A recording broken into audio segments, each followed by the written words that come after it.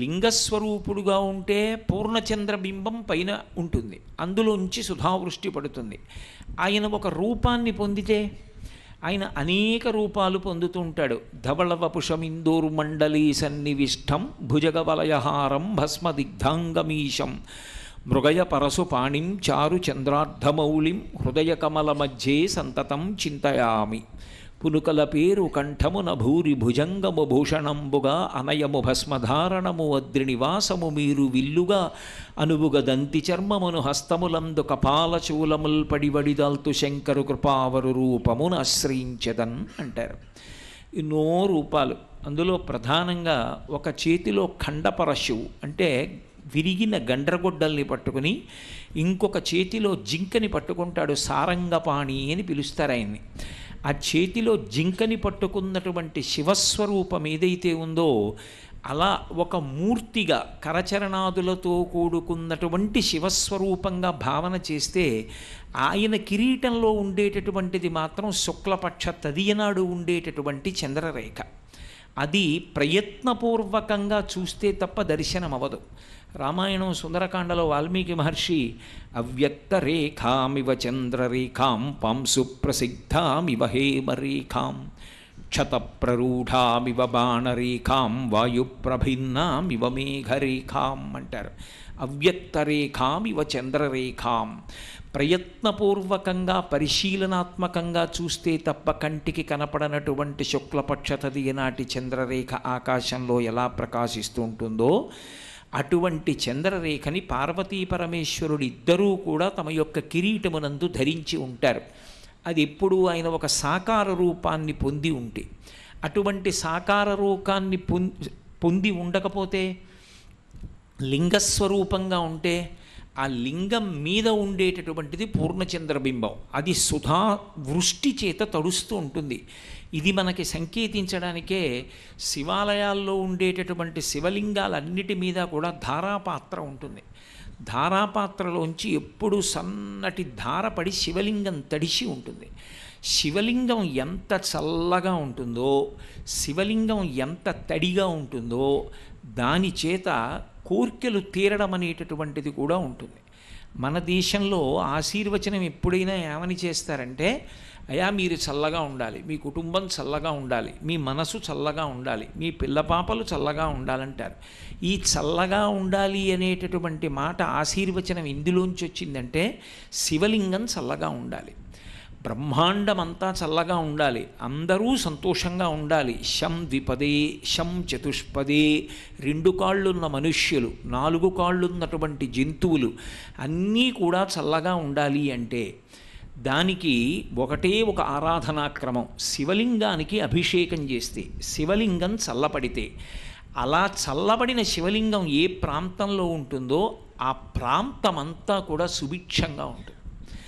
అంత గొప్పది శివలింగం చల్లబడడం. శివలింగం చల్లబడడమే బ్రహ్మాండం చల్లబడడం. అందరి కోరికలు తీరడానికి ఒకే ఒక్క ఉపాయం ఏది అంటే శివాభిషేకమే.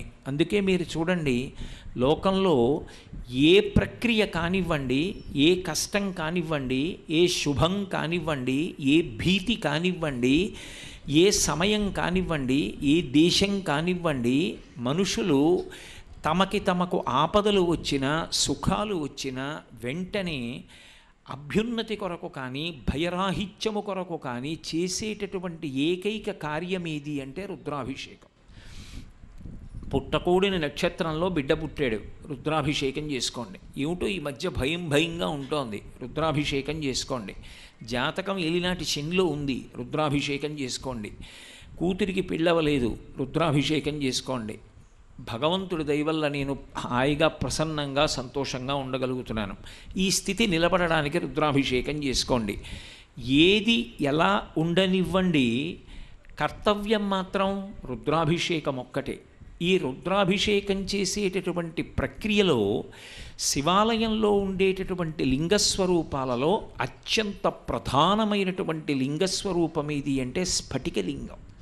స్ఫటికలింగం చాలా ఉత్కృష్టమైనటువంటి లింగస్వరూపం. అందుకే స్ఫటికలింగాన్ని తప్పకుండా ఎవరు ఆరాధన చేస్తారు అంటే అన్ని ఆశ్రమాల్లోకి చిట్ట చివరిది తురీయాశ్రమమై అగ్నితో సంబంధం లేకుండా ఎప్పుడూ జ్ఞానాన్ని మాత్రమే అపేక్షించి ఎవ్వరితోటి సంగం పెట్టుకోకుండా నిరంతరము దేశ సంచారం చేస్తూ చాతుర్మాస్యాలు వచ్చినప్పుడు మాత్రం చాతుర్మాస్య దీక్ష చెయ్యడానికి ఒక చోట ఉండిపోతూ అహింసావ్రతాన్ని పాటించేటటువంటి సన్యాసాశ్రమంలో ఉండేటటువంటి వ్యక్తులు తప్పకుండా ఆరాధించేది ఏది అంటే స్ఫటికలింగాన్నే ఆరాధన చేస్తారు. ఎందుకంటే స్ఫటికలింగం జ్ఞానదాయకం, జ్ఞానాన్ని ఇస్తుంది. స్ఫటికలింగం నిర్గుణ స్వరూపం. స్ఫటికలింగం ఇవ్వగలిగినంత శక్తి ఇక లౌకికంగా ఏ ఇతరమైనటువంటి లింగాలు ఇస్తాయి అని చెప్పడం కష్టం. అందుకే మనకి యజుర్వేదంలో చెప్పినప్పుడు కూడా ఏ శివలింగ స్వరూపం గురించి చెప్తారంటే ఏదో బంగారు లింగం గురించో వెండి లింగం గురించో రాగి లింగం గురించో మాట్లాడరు. జ్యోతిస్ఫాటికలింగమౌలి విలసత్పూర్ణిందు అంతామృతై స్ఫటికలింగం గురించే మాట్లాడతారు. ఎందుకు స్ఫటికలింగం గురించి అంత ప్రధానంగా ప్రస్తావన చేయడం, దాన్ని జ్యోతిర్లింగము అని ఎందుకు పిలవడం అంటే దానికి ఒక పెద్ద విశేషం ఉంది. స్ఫటికాన్ని నీళ్లతో అభిషేకం చేస్తున్నారనుకోండి, లేదా నీళ్లలో స్ఫటికలింగం ఉందనుకోండి, అది నీటితో కలిసిపోతుంది, ఇక లింగం కనపడదు. మీకు మిగిలినటువంటి శివలింగాలకి చేసేటటువంటి అభిషేకానికి స్ఫటికలింగానికి చేసేటటువంటి అభిషేకానికి ఒక ప్రధానమైనటువంటి భేదం ఉంటుంది. స్ఫటికలింగానికి అభిషేకం జరుగుతూ ఉండగా ప్రధానంగా ఏ పదార్థంతో చేస్తున్నప్పుడు పరవశించిపోయి చూడాలని చెప్పారంటే జలాభిషేకం జరుగుతుంటే, శుద్ధ జలంతో అభిషేకం జరుగుతున్నప్పుడు దాని సౌందర్యం వర్ణనాతీతం చూసి తీరాలి.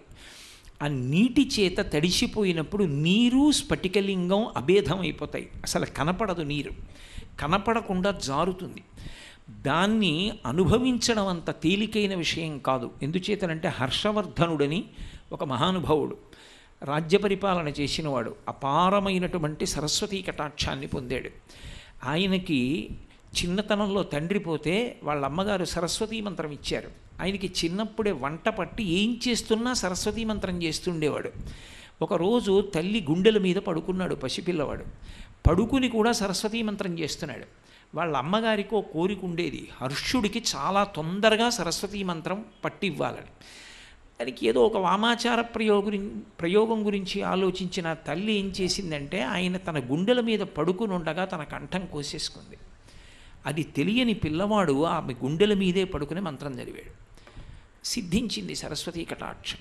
అద్భుతమైనటువంటి సరస్వతీ కటాక్షం వచ్చి ఆయన శివలింగం మీద ఎన్నో విషయాలు చెప్పాడు. ఆ శివలింగం గురించి చెప్తున్నప్పుడు ఆయన ఒక మాట అంటాడు. కాంచీపురాన్ని ప్రస్తావన చేస్తూ కాంచీపురంలో చంద్రమౌళీశ్వరలింగం యోగలింగం, స్ఫటికలింగం, ఆ లింగం గురించి ప్రస్తావన చేస్తూ ఆయన ఒక మాట అంటాడు. యస్యాసౌ జలదేవతా స్ఫటికభూ జాగర్తి యోగేశ్వర అంటాడు. యస్యాసౌ జలదేవతా స్ఫటికభూ. అక్కడ రాజుగారు ఒక పెద్ద తటాకం తవ్వించాట. తటాకం నిండా నీళ్లు. ఆ నీటి ఒడ్డుకి వెళ్ళి నిలబడితే అందులో చేపలు తిరిగితే కనపడతాయి, అందులో తాబేళ్లు తిరిగితే కనపడతాయి.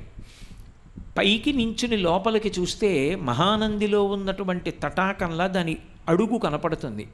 కానీ అందులో ఒక స్ఫటికలింగాన్ని పెట్టి అభిషేకం చేస్తే మాత్రం లింగం కనపడదు అన్నాడు. యస్యాసౌ జలదేవతా స్ఫటిక పూజ్యాగర్తి యోగేశ్వర అంటే స్ఫటికలింగానికి జరిగేటటువంటి అభిషేకంలో అద్భుతం ఏది అంటే జలముతో అభిషేకం. రెండవది స్ఫటికలింగం నిర్గుణ స్వరూపం. స్ఫటికలింగం దగ్గరికి వెళ్ళి కూర్చుని దానికి జరుగుతున్నటువంటి అర్చన చూసినా, దానికి జరుగుతున్న అభిషేకం చూసినా అసలు పరబ్రహ్మము యొక్క స్వరూపము అవగతమవుతుంది అన్నారు. ఎందుచేత స్ఫటికలింగమునకు ఉన్న రంగేది అని అడిగారు అనుకోండి, అసలు స్ఫటికానికి ఈ రంగు ఉంటుందని చెప్పడం కష్టం. అది తెల్లగా ఉంటుంది. శాంతం పద్మాసనస్థం శశిధర మకుటం పంచవక్త్రం త్రినేత్రం అంటూ పరమశివుడు ఎలా ఉంటాడు అని వర్ణిస్తే స్ఫటికమణినిభం పార్వతీశం నమామి. స్ఫటికమణినిభం, స్ఫటికం ఎలా ఉంటుందో అంత తెల్లగా ఉంటాడు. ఇప్పుడు స్ఫటికలింగం తెల్లగా ఉన్నదాని దగ్గరికి తీసుకెళ్ళి మీరు ఒక ఎర్ర పువ్వు ఇలా ఉంచారనుకోండి, స్ఫటికలింగం అంతా కూడా ఎర్రగా అవుతుంది. ఇప్పుడు ఎందుకు ఎర్రగా అయింది? దాని ముందుకు ఒక ఎర్రటి పువ్వు తెచ్చి పెట్టారు కాబట్టి లింగం ఎర్రగా కనపడుతుంది. పువ్వు ఇలా పక్కకి తీసేశారనుకోండి, స్ఫటికలింగము తెల్లగా తన సహజ స్థితికి వెళ్ళిపోతుంది. అందుకే స్ఫటికలింగ పూజలో ఒక వైభవం ఉంది. స్ఫటికలింగం యొక్క వైభవాన్ని ఆవిష్కరింపచేయాలి అంటే సూర్యోదయాత్ పూర్వం అభిషేకం చేసి చూపిస్తారు దాన్ని. ఇప్పటికీ రామేశ్వరం క్షేత్రానికి వెడితే తెల్లవారుజామున 4 గంటలకి ఒక స్ఫటికలింగానికి ఆరాధన చేస్తారు. దానికి ప్రత్యేకం టికెట్ కొనుక్కుని కొద్దిమంది మాత్రమే లోపలికెడతారు. ఆ సూర్యోదయాత్ పూర్వం దీపం వెలిగిస్తారు. అది విద్యుత్ దీపం వేసేస్తే స్ఫటికలింగ వైభవం ప్రకాశించదు. విద్యుత్ దీపం వేయకూడదు.